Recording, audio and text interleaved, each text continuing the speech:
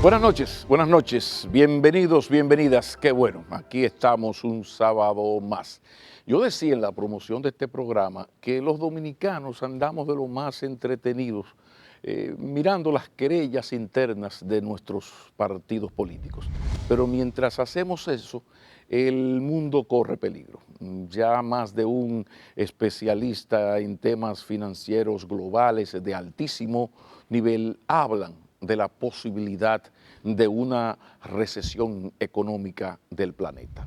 Si eso es poco, vemos cómo las economías principales de Europa, como la de Alemania, o el caso China o el caso Estados Unidos, son países que no están creciendo como crecían hace apenas unos años. En el caso de Alemania se habla ya de una recesión a partir del tercer trimestre con una disminución en su ritmo de Producto Interno Bruto. Es decir, que cuando uno ve el mundo, piensa en la Amazonia, en Brasil, el pulmón de la América morena, arde que te arde y Bolsonaro en las suyas, entonces tú dices, bueno, pero yo creo que es el momento de acudir a un experto que nos ayude a comprender este mundo, sobre todo el aspecto euroasiático, esa bendita guerra entre Estados Unidos y China, que tanto puede afectarnos y de alguna manera ya nos está afectando. Esa es la razón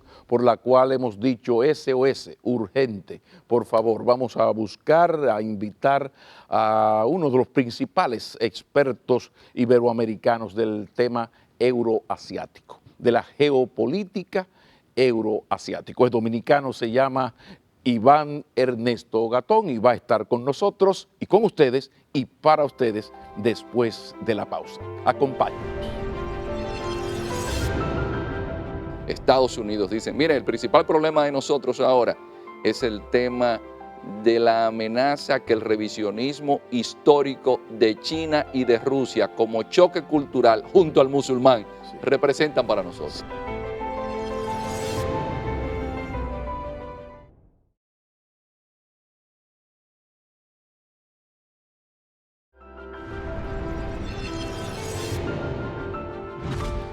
Continuamos en McKinney y ahora sí recibimos al especialista en geopolítica y sobre todo con un gran conocimiento en el tema euroasiático. El doctor Iván Ernesto Gatón está con nosotros. Vino a auxiliarnos. Profesor, ¿cómo se siente? ¿La familia bien? Muy bien, muy bien. Bueno, la familia global es que no está tan bien. A mí me gustaría, yo hablaba de que uno a veces se entretiene en las querellas internas de la isla y se le olvida cómo anda el mundo. Y lo cierto es que me gustaría comenzar por ahí una especie de briefing. ¿Qué está pasando en el escenario global? Que uno ve todos estos enfrentamientos, porque no solamente el asunto es China, Estados Unidos, ahí está la posición de Rusia, el acercamiento de Francia a Rusia ante el pleito chino norteamericano, la posición de China respecto a Europa, o sea, esto de las telecomunicaciones, son muchos aspectos y el fantasma de la posibilidad de una recesión económica global. Por favor, por favor. Bueno, el panorama que tiene, digamos, todo el conjunto de la humanidad, con padres de familia hasta un poco pirotécnicos con sus lenguajes, Sí, como sí, es el sí, sí, sí, caso sí. del presidente Trump, con una situación de una guerra comercial, que eso dice mucho. Tenemos un año de guerra comercial entre Estados Unidos y China que deja pérdidas sobre los 600.000 millones de dólares al año. De ahí la queja en el G7, tanto de Macron, tanto de Alemania, que es la locomotora de la economía mundial. Tenemos un tema de una guerra ignorada como es Yemen, con implicaciones serias en toda la geopolítica del Golfo Pérsico, donde Irán, que fue la sorpresa en el G7, porque Macron invitó al ministro de Relaciones Exteriores a que se reuniera con el presidente Trump, tiene una incidencia capital fundamental que no solamente se quede en el Golfo Pérsico, sino que Irán tiene presencia en América Latina. Lo que pasa es que antes las cosas eran como más sencillas, más peligrosas, pero aquello de la Guerra Fría pues estaba muy bien, o sea, el social imperialismo soviético, los norteamericanos por acá y el imperio chino en formación relativamente tranquilo fuera de su zona de influencia. De repente esto está realmente complicado, por eso la invitación, porque esto la verdad es que uno mira el escenario, Alemania casi prácticamente en recesión económica, Europa no se repone, Estados Unidos ralentizando el crecimiento, la misma China ya no está creciendo como crecía, y estos enfrentamientos que gracias a Dios no implica la violencia. Y que no fue el fin de la historia, como decía Fukuyama. No, y eso quedó atrás. Pero Sí. ¿y entonces hacia dónde va el mundo? Porque parecería como que esto es más serio. Ahí vi que ciertas empresas calificadoras de riesgos pues hablan muy mal del momentum económico para la economía global.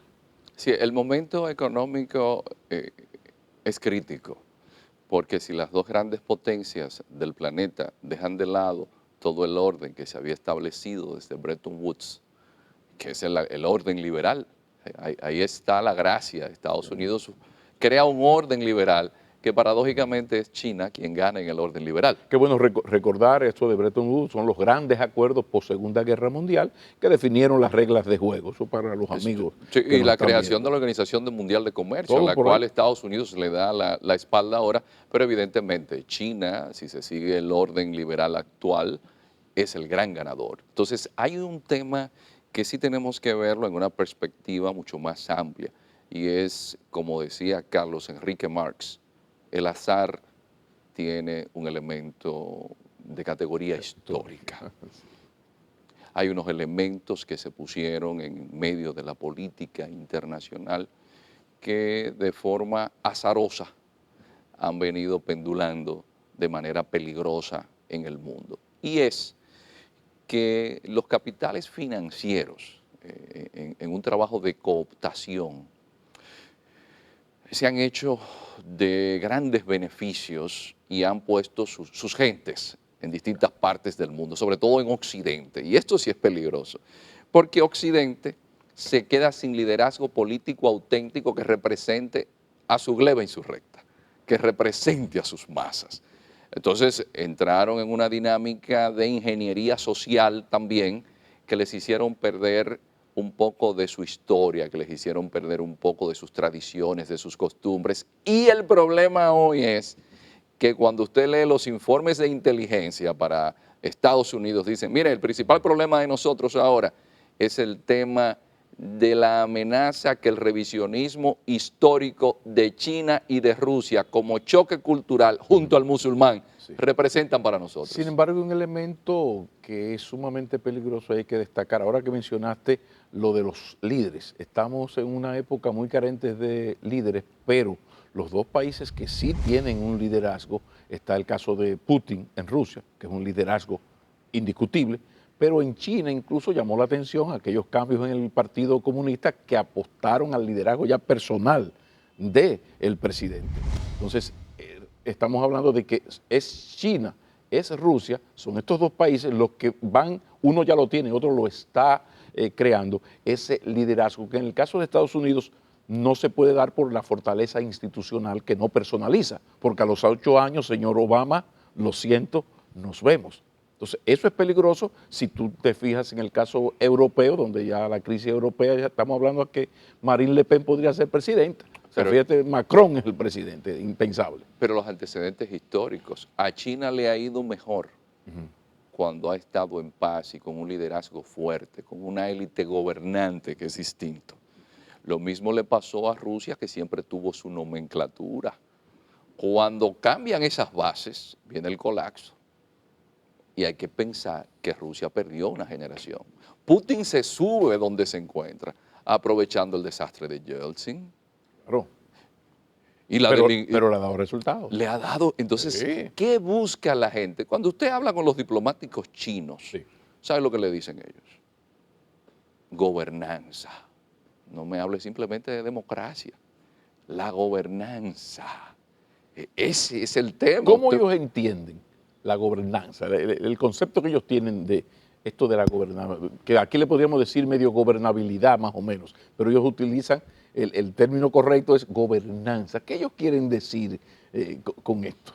Es una élite, es una élite preparada para gobernar, que nada lo hace improvisando, que es de largo plazo, que incluso critica.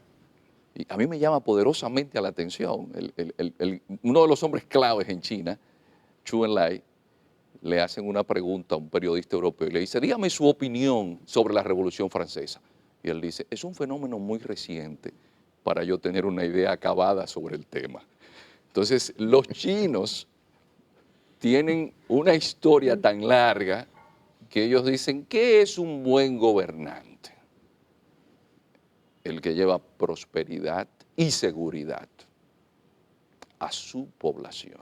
Entonces, esa gobernanza china, a usted le guste o no, tiene una población de clase media que sobrepasa a toda la población de Estados Unidos, 400 millones de personas. En la clase media, consumidores. Consumidores, pero sacó 800 millones de la pobreza, cuando hace apenas 60 años en China se estaba muriendo de hambre. La fuente de las tierras raras. Son un conjunto de minerales imprescindibles para la alta tecnología, para la pantalla de su celular, para la pantalla de su televisión, para hacer carros híbridos, Toyota Prius, entonces Todo para parte de ahí. satélites, para usted poder... ¿Y quién tiene la mayor fuente de eso? El en el mundo? 90% de la producción la tiene China.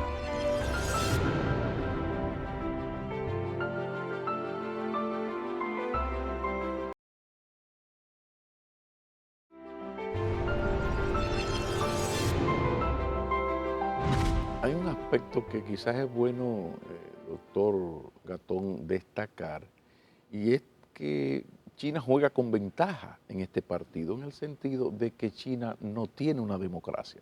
Entonces, las democracias occidentales tienen una camisa de fuerza de su institucionalidad. El caso, por ejemplo, de Estados Unidos con su presidente que se 4 años, 4 más, y te fuiste. Hay unos derechos humanos, la ciudadanía tiene unos derechos, hay unas altas cortes que defienden los derechos de incluso las minorías.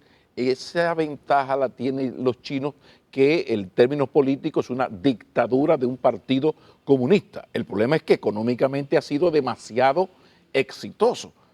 Entonces, además de exitoso económicamente, tienen, es como decía Freddy Verasgoico, que la democracia es buena, pero a veces hiere mucho, en el sentido de que tú tienes que tolerar vainas en la democracia. Sí, pero espérate, es que de esto se trata, de tolerar y de respetar. Los chinos no tienen, además de su éxito económico, no tienen ese problema. Es un partido comunista que dice que Domadó es 5 y se queda 5.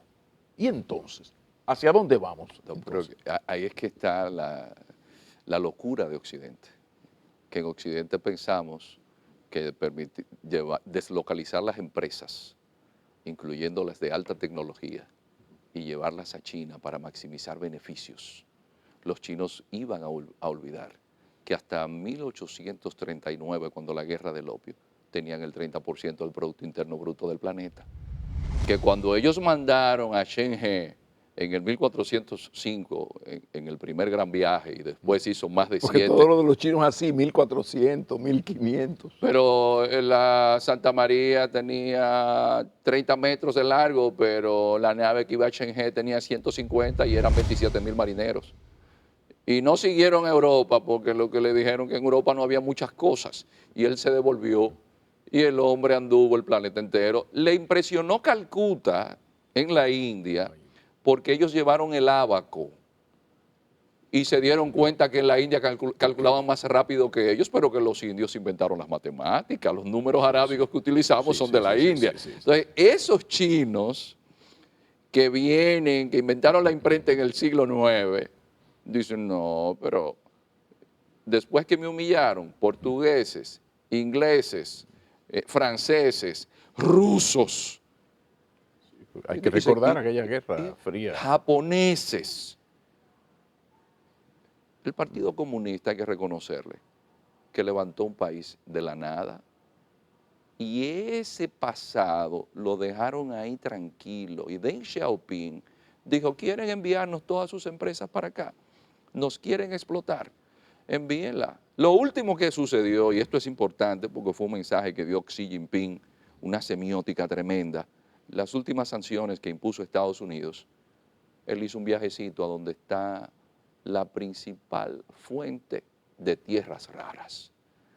Entonces, sería bueno que explicaras a los amigos qué es esto de la fuente de las tierras raras. son un conjunto de minerales imprescindibles para la alta tecnología, para la pantalla de su celular, para la pantalla de su televisión, para hacer carros híbridos, Toyota Prius, entonces Todo para parte de satélites, para usted poder... ¿Y quién tiene la mayor fuente de eso? El en el mundo? 90% de la producción la tiene China. Si mañana China decide no exportarle tierras raras a Estados Unidos, la industria tecnológica de Estados Unidos tiene problemas para su fabricación, como la tuvo Japón, porque hubo un incidente entre un buque pesquero chino en las islas Senkaku Diaoyu, y ellos lo hicieron preso, y los chinos alegaron que no podían hacer las exportaciones y le detuvieron la fabricación de los Toyota Prius. Quizás a largo plazo haya sido un error la estrategia de yo negociar con los chinos y permitirle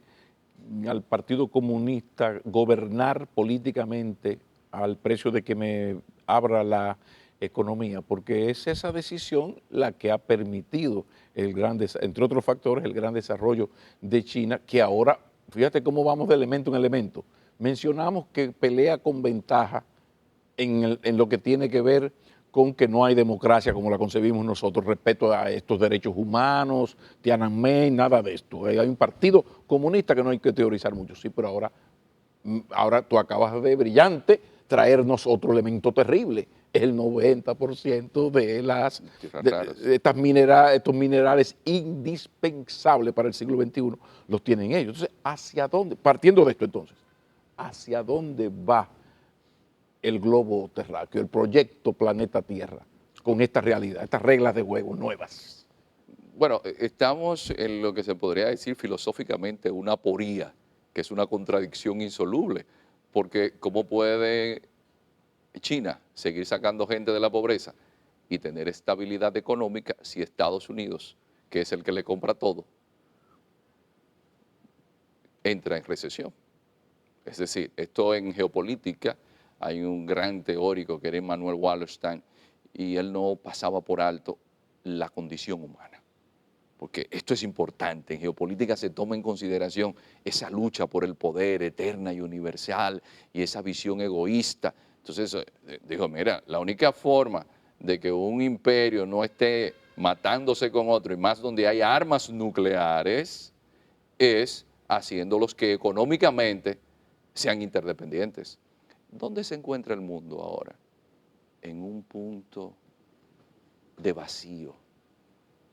Usted no sabe dónde va a estar. No hay forma de que usted pueda decir que esto mañana va a terminar entre un acuerdo feliz entre Estados Unidos y China. ¿Por qué?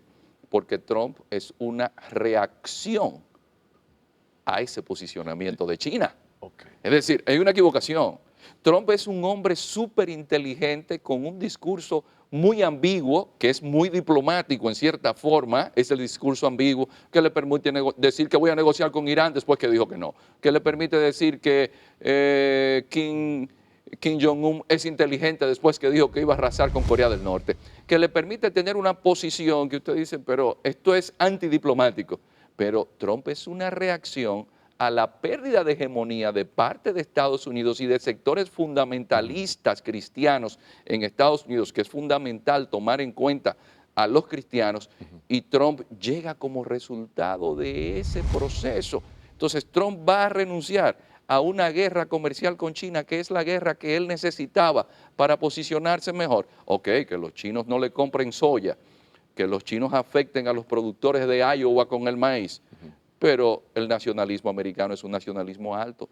Los bonos de Trump para las elecciones que vienen suben, y ante la ceguera de una buena parte de una población de Estados Unidos que no se da cuenta que parte de esa migración que viene de Centroamérica y que hay que hacerle un muro fue por políticas que hizo Estados Unidos en los años 80 que permitieron la creación de esas pandillas y también que tiene que ver con el cambio climático en el cual Trump no cree, pero como esa gente no cree en el cambio climático y entonces él habla de los hispanos, en contra de los hispanos, ese discurso tiene cabida. Pero volvemos a la gran ventaja de los chinos, porque tú estás hablando de Trump, estás hablando de los sectores cristianos, esa clase media, media baja, blanca, la parte afectada por esto de la globalización, todo esto. Entonces son sectores que tienen influencia porque hay elecciones cada 4 años. Igual que hay grupos de poder económico, los poderes fácticos, las grandes corporaciones. Estamos en la época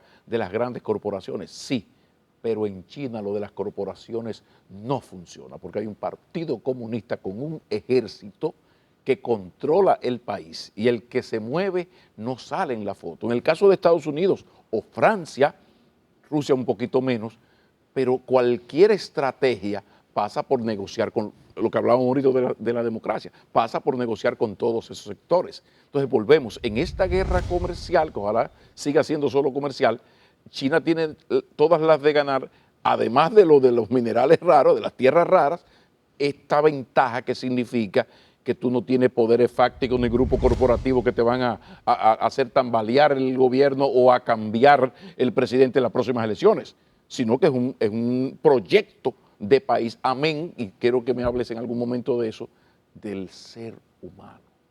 O sea, ese ciudadano chino con esta sabiduría milenaria, con Confucio y el Buda de por aquí, todo esto frente a un sistema capitalista exitosísimo, pero a partir del individualismo, que el monstruo se ha comenzado a comerse a sí mismo. Por favor, por favor. Sí, hay una equivocación muy grande al momento de analizar, y por eso hay que volver a la historia. Uno analiza a China desde una perspectiva occidental. Los chinos no tienen esa visión individual que permite tener a un grupo de empresarios que por obtener beneficios dicen, no, pero yo saco las empresas de Estados Unidos y las mando a China. Ventaja comparativa, mencionaste No, otra. no, porque mi visión es individual. A mí no me importa que la gente pase trabajo en mi país, que se queden desempleados. Y por eso más de 45,000 empresas estadounidenses están en China y Trump gana con el discurso de que las empresas se fueron a China. Y usted pide ahora mismo un ascensor Otis, por decir un nombre, Sí, sí. y los americanos le dicen sí, pero tiene que esperar porque lo hacemos en China. ¿Por qué? Porque Occidente en su locura del individualismo, esa globalización neoliberal, no tiene una visión colectiva. Entonces, en China hay una forma de ver el mundo que es distinta a la nuestra y por eso el Partido Comunista tiene una ventaja por 2 elementos. Primero, hay una formación en la familia en la cual se hace énfasis que usted tiene prestigio por ser buen hijo. Xi Jinping sale paseando a su madre que tiene problemas de locomoción. Por eso en China, si usted no visita a sus padres, puede perder crédito incluso para el banco y puede caer preso, porque no se concibe una sociedad donde la gente no tenga gratitud hacia sus mayores. Eso es deleznable. Que le dio Alzheimer y el viejito molesta. En China eso no existe. En China por eso usted va preso, porque usted es quien es, porque sus padres fueron quienes se dedicaron a usted. Entonces, el Estado chino tiene otro elemento, la meritocracia. Todo el que usted encuentra en China, desde Xi Jinping hasta el más bajo funcionario público, tuvo que pasar exámenes. No es un tigueraje, no es alguien que hizo campaña, no es alguien que fue más astuto que otro, o como ha sucedido en Europa, que se ha descubierto que jefes de gobierno plagiaron tesis.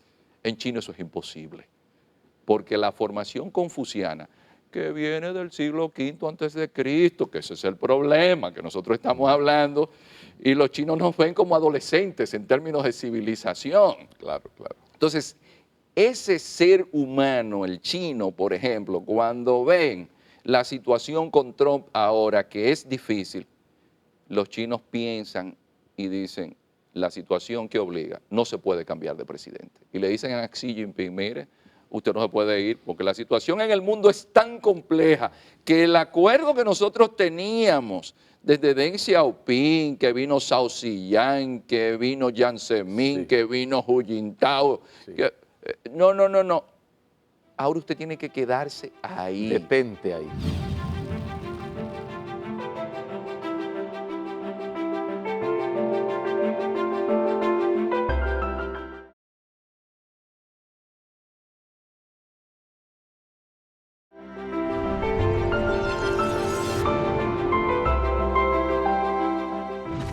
Detente ahí, animal feroz, porque has dicho algo interesante. Fíjate que no es que la tendencia de Xi Jinping dentro del Partido Comunista ha hecho unos amarres para él convertirse en líder. O sea, oyó lo que tú acabas de decir. Es el Partido Comunista que analiza la geopolítica, el momentum político, y dice, señor, usted tiene que aceptar esto. Entonces es muy diferente a la práctica política tradicional de un Putin, por ejemplo, que es un mago en esas estrategias. Entonces, una cosa importante que le llama la atención a más de uno, ¿por qué ese Partido Comunista Chino? Porque ellos son muy Buda, muy Confucio, sí, pero hay otros países en Asia que también tienen esas influencias. ¿Por qué y cómo se ha salvado el Partido Comunista Chino de esa tradicional corrupción de la élite de los partidos dominantes, en este caso el Partido Comunista, y de mantener esos valores? No está exenta de corrupción. Por eso llega Xi Jinping al gobierno. Retiro. La corrupción no es el término que debí usar. Impunidad, porque la corrupción es innata al ser humano. Lo importante es que yo te parto en dos si metes la pata. No impunidad. Hay una ciudad en China de donde se pensaba que iba a salir el próximo gobernante chino y que se disputaba con Xi Jinping llegar al gobierno. Okay. Se llama Chongqing, tiene 35 millones de habitantes. Bob Xilai y su esposa ayudaron a un inglés en unos negocios. El inglés apareció muerto, pero Bob Xilai no ha vuelto a aparecer en la escena pública, ni la esposa de Bob Xilai tampoco. Fueron condenados por corrupción. Xi Jinping, en una demostración incontrovertible, contundente, al llegar al gobierno, dijo, prohibido a los funcionarios públicos ir a Macao a jugar. Hay unos organismos de inteligencia muy eficientes en China que se encargan de dar seguimiento a los funcionarios. Pero volvemos a lo mismo. ¿Está prohibido en Macao jugar? No. Entonces No. es un derecho ciudadano. En las democracias occidentales es un derecho ciudadano. Tú me puedes atacar si yo violo la ley. Entonces, pero como funcionario usted no puede hacer tiene eso. un privilegio. Ajá. Además, usted maneja la cosa pública y tiene que ser ejemplo. ¿Y cómo ellos se salvan de esa tentación? ¿Cómo se salvan de esa tentación? Porque los japoneses tienen sus problemas también y no son comunistas.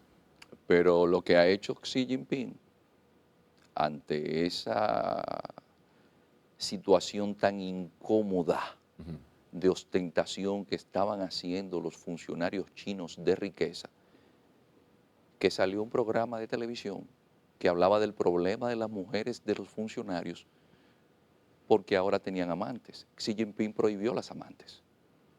Los funcionarios públicos. Es un líder poderoso. O sea, Xi Jinping prohibió que los funcionarios públicos tengan amantes. Es decir, el funcionario público chino. Porque los recursos del Estado. En Occidente, así como cae un gobierno, profesor, así como cae un gobierno en Occidente, un presidente se vuelve loco y con el Congreso baja una línea así y se cae un gobierno. Pero prohibido jugar golf.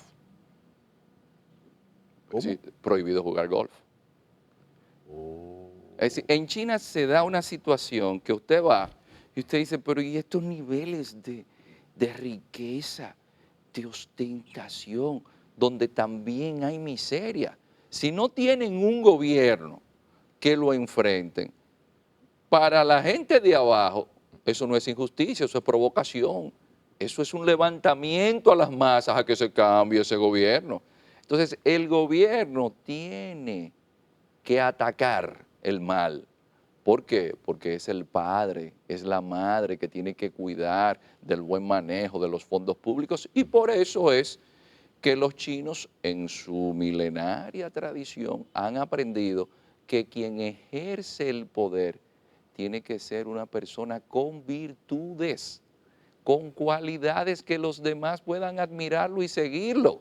Y no es un peligro para Occidente en este siglo que hasta ahora todo parece que está siendo el siglo de China, el siglo de Asia. Incluso me preocupa mucho que uno comienza a leer trabajos de toda esta crisis global y se queda allá. Hay dos cosas que se quedan allá. Una cosa ya se llama África y otra se llama América Latina, allá. Esto es una discusión Euroasia, América, Rusia, pero África y América Latina están por allá. En este escenario, ¿no hay el temor de que ese modelo pueda terminar siendo copiado por algún país, pero ya sin las virtudes a las que tú señalas, sino en términos de dictadura?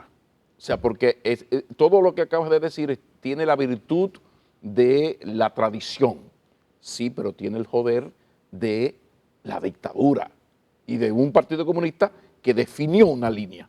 No hay amantes, no, pero que los derechos humanos, mi mujer y yo nos pusimos de acuerdo en que esto es una relación abierta. No, en relación abierta nada. Yo lo parto a usted en dos. Eso en democracia usted no puede decir un funcionario. Eso lo hacía don Juan en el PLD y tuvo su problema, don Juan. Decía, don Juan, espérese. Yo me sé historia que no lo vamos a tocar aquí porque es un programa. O te gides o te jodes, como le dijo Trujillo en su momento a uno de sus funcionarios, o doña Tijides o te jodes. Y entonces, profesor, este escenario con estas formas y esta ventaja comparativa de los chinos frente a Occidente. Es que es el gran problema de Occidente, cómo rescatar la democracia con gente que realmente no esté dilapidando y haciendo ostentación de la corrupción. Sobre todo hay un tema en Occidente que nosotros pasamos por alto y que está socavando su seguridad, sobre todo, y es el tema del narcotráfico. En China, el hijo de Jackie Chan lo encontraron con una pequeña porción de droga. Y el primero que pidió que no haya contemplación fue el padre. ¿Por qué? Porque los chinos... El padre. Jackie Chan, figura Jackie Chan. En China usted anda por ciudades como Chongqing con 35 millones de habitantes, como Pekín con 25, y usted no encuentra drogas. Entonces, usted no tiene a un narcotraficante que le da empleo a una población marginada. Porque en Occidente, ¿cuánto se lava de cada dólar que produce la droga? En Estados Unidos se lavan 80 centavos, aquí se lavan 20. Y en Europa, un kilo de cocaína cuesta $70,000. No, y lo del lavado de activos es lo que explica en parte el buen funcionamiento de ciertas economías. Pero fíjate que tú estás hablando, como estás hablando de la realidad de China, yo voy pensando, pero eso está ocurriendo en China en el momento en que la alternativa occidental, que es la democracia, vive el peor de sus momentos. O sea, que toda nuestra conversación ha girado en torno a una diferencia y sobre todo a unas ventajas comparativas que deberían generar otro programa, porque no podemos terminar sin hacer la pregunta del millón. Utilizar los últimos minutos, si está de acuerdo el profesor Gatón, para lo siguiente. Después de todo lo conversado aquí, las repercusiones de esa realidad política mundial de estas potencias en países como República Dominicana. Yo sé que somos muy pequeñitos, sí, pero vamos a traer todo lo conversado hasta ahora a la América Morena.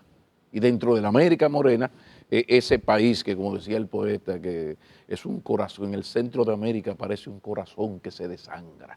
Hablemos de todo esto para el interés dominicano, profesor. Sí, bueno, hay algo que aprendí en China al ver cómo ellos decidieron adelantarse en tecnología 5G, que es un negocio que va a ser 3 veces más que el negocio del petróleo y donde también se podrá espiar a todo el planeta. De ahí el problema con Huawei.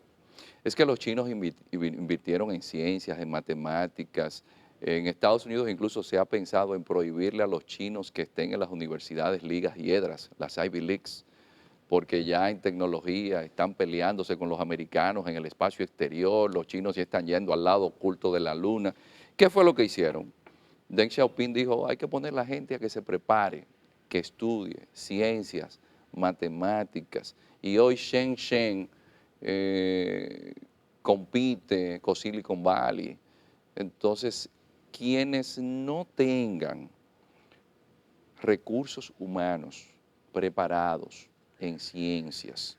Para mí, una sorpresa para mí fue que en un concurso en China, un grupo de muchachos del ITLA ganó el segundo lugar en Shenzhen. Del ITLA. Del ITLA dominicano, en un concurso mundial que hubo. Para mí fue una sorpresa. Yo digo, mira, ese pequeño reducto de muchachos de ahí de Boca Chica es para aplatanarlo. Pero ¿cuándo se creó el ITLA?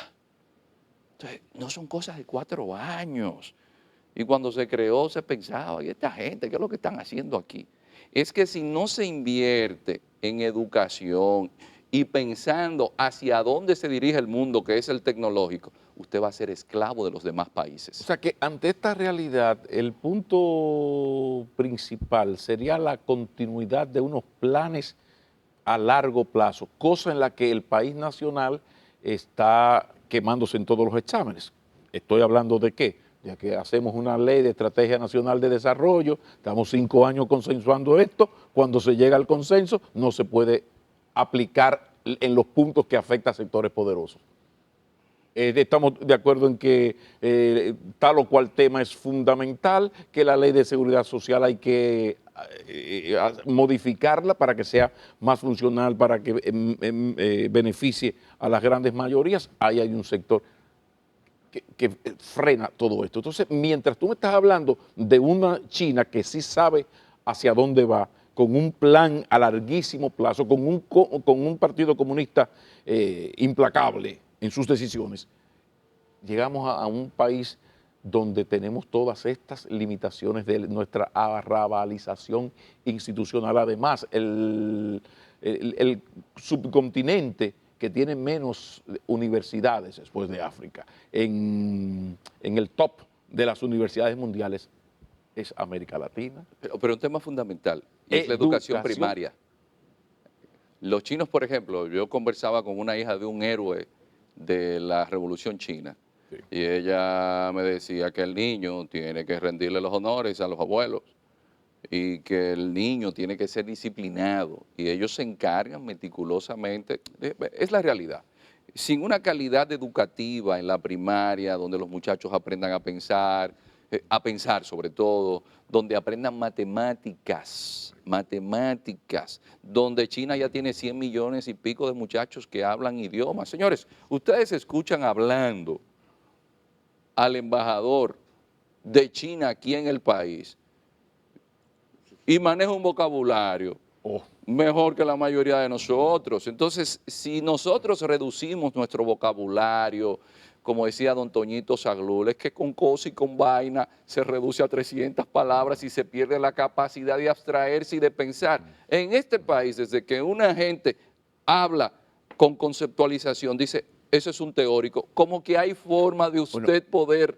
Lo que pasa es que este es de los pocos países donde el concepto, el nombre, la palabra teórico es despectiva. O sea, de los pocos, yo no sé si habrá, quizás haya otro país en el mundo donde si yo te quiero ofender, yo te digo teórico. Entonces, es cosa interesante. Es como, mire, diputado, preocupa en un país, porque yo no pienso, no creo que sea posible que cuando se inicia el año escolar en China, al 4.º día, la Asociación de Maestros Chinos paralice el país y no pase nada. No creo. No creo que eso sea posible en China. Entonces, esa es la tentación. O en la India, que sigue teniendo un espacio de crecimiento muy grande porque hacen énfasis a pesar de todo en la educación. Nuestro problema fundamental para el mundo en el que nos encontramos, para no seguir siendo simplemente alguien de tercera en un mundo, tirando a cuarta, en un mundo que un 8%, solo 8 personas tienen el 50% de la riqueza del planeta, porque se ha ido hiperconcentrando en un mundo cada vez más incierto. Es la calidad de la educación. Pero lo acaba de decir, un ejemplo maravilloso. Esto que mencionas del ITLA, sí, pero el ITLA tiene 21 años. Entonces, Es importante que aprendamos de eso, porque lo más triste de nuestro país es que sí se sabe lo que hay que hacer. O sea, el camino está. O sea, el problema es que no logramos ponernos de acuerdo, y cuando nos ponemos de acuerdo a la hora de aplicar esos acuerdos, el sector poderoso, como hay elecciones, siempre hay unas jodidas elecciones que ganar, te tira a matar. Lo cierto es que, profesor, dígame qué podemos hacer con China, cómo usted ve a mediano plazo el escenario, porque nos va a tocar muy mucho esta guerra comercial China-Estados Unidos. ¿Cómo piensa? Yo sé que esto de predictador no es muy correcto, pero ¿por dónde podrían ir las cosas finalmente? Bueno, si afecta a la economía francesa, que emite turistas a República Dominicana, si afecta a la alemana, si el mundo entero está yendo hacia una recesión, evidentemente, y de ahí siempre digo, es que pensamos que el río Sama es el río Potomac, y entonces no vemos que somos un pequeño país de 11 millones de personas y que deberíamos estar conscientes de que cuando los grandes están peleando, a nosotros no nos puede ir muy bien. Ahora, evidentemente, nosotros necesitamos más geoestrategas, es decir, un país se tiene que pensar en 20 a 30 años por dónde ve el planeta. Para mí fue una sorpresa muy grande y haciendo un análisis con don Bienvenido Álvarez Vega, llegamos a la mezquindad de nuestra sociedad. Ya en el año 1993, para reconocer, el profesor José Francisco Peña Gómez hablaba del gran peligro que representaba el Islam extremista. Eso fue en el 93, porque era un gran conocedor de la política internacional. Claro. En un trabajo de teoría política y acción del Partido de la Liberación Dominicana, el profesor Juan Bosch en el 1988 hablaba del crimen que dentro de la sociedad americana se estaba cometiendo, permitiendo la entrada de cocaína. Es decir, el profesor Juan Bosch. Y hablando de la situación de Irán en los años 80. Y el caso de Balaguer, que quiérase o no, fue canciller y sabía cómo manejar la situación dominico-haitiana en tiempos de turbulencia. ¿Tenemos nosotros una generación que esté comprendiendo por dónde van los tiros o el curso de los acontecimientos históricos para prevenir?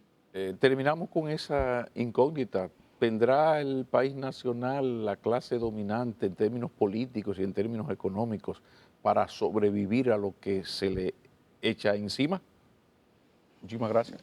A usted. Por eso es un habitué del programa. El doctor Iván Gatón ya lo ha demostrado, siempre presente en este programa, que hemos hecho pues con todo el cariño del mundo para ustedes, agradeciéndoles que un sábado más nos hayan acompañado. Un feliz resto del fin de semana, si es en familia, mucho, mucho, mucho.